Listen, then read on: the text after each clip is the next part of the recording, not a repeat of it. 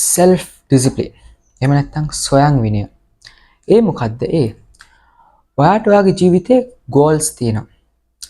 ඒ goal එකකට reach වෙන්න ඔයා පාවිච්චි කරන්න ඕන දේ තමයි self discipline එක.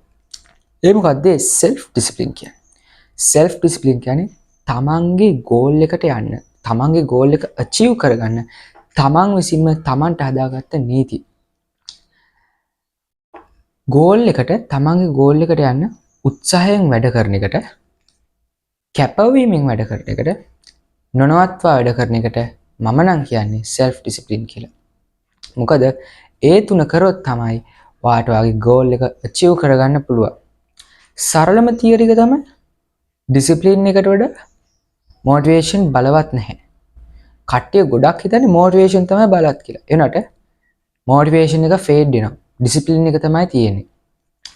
motivation එක ඔයාගෙන් ගියාම discipline එක තමයි ඔයාව ඔයාගේ goal එකට reach කරන්නේ.